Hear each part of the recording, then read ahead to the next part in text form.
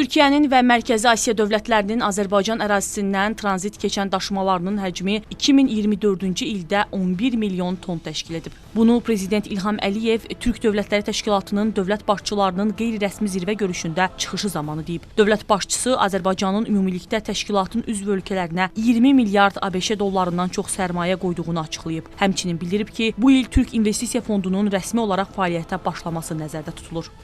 Qonşu ölkələrlə yeni əməkdaşlıq formatları yaratmış, müştərək müəssisələr qurmuşuq. Orta dəhlizin bir hissəsi olan Bakı-Tbilisi-Kars dəmir yolunun daşıma qabiliyyəti keçən il Azərbaycanın vəsaiti hesabına 5 milyon tona çatdırılmışdır. Orta dəhlizin rəqəmsallaşdırılmasına böyük önəm veririk. Hazırda Xəzər dənizi limanları arasında nəqliyyat əməliyyatlarının və ticarətin sadələşdirilməsini nəzərdə tutan vahid rəqəmsal platformanın yaradılması layihəsi üzərində işlər davam etdirilir.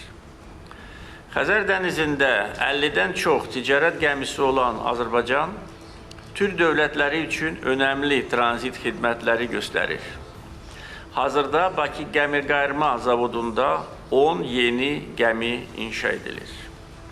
Ələt Beynəlxalq Dəniz Ticarət Limanının yük aşırma qabiliyyəti 15 milyon tondan 25 milyon tona çatacaq. Prezident çıxışında Azərbaycanda sayca 9-cu hava limanının yaxın zamanlarda istifadəyə veriləcəyini bildirib. Həmçinin 1,5 milyon ton yük qəbul etmə imkanı olan kargo terminalının inşa edildiyini diqqətə çatdırıb. Dövlət başçısı Azərbaycanın ötən il COP29-a ev sahibliyi etməsindən danışıb və Bakıda qlobal iqlim gündəliyi ilə bağlı ciddi qərarlar qəbul edildiyini bir daha xatırladıb. Əsas nailiyyət inkişaf etməkdə olan ölkələrə maliyyə yardımının 100 milyarddan 300 milyard ABŞ dollarına qədər artırılmasını nəzərdə tutan yeni maliyyə hədəfi barədə razılaşmadır. Bundan başqa, 10 il ərzində razılıq əldə edilməsi mümkün olmayan karbon bazarlarının tənzimlənməsi barədə konsensusa nail olundu, itki və zərər fondu işlək vəziyyətə gətirildi. COP29 böyük uğurlara imza atmış və tarixə Bakı sıçrayışı kimi daxil olmuşdur. COP29 zamanı Azərbaycan, Qazaxıstan və Özbəkistan dövlət başçıları tərəfindən yaşıl enerjinin inkişafı və ötürülməsi sahəsində strateji tərəfdaşlıq sazişi imzalanmışdır. Bu saziş ölkələrimizdə istehsal edilən yaşıl enerjinin Xəzər-Qaradəniz marşrutu ilə dünya bazarlarına ixracı üçün geniş imkanlar yaradır.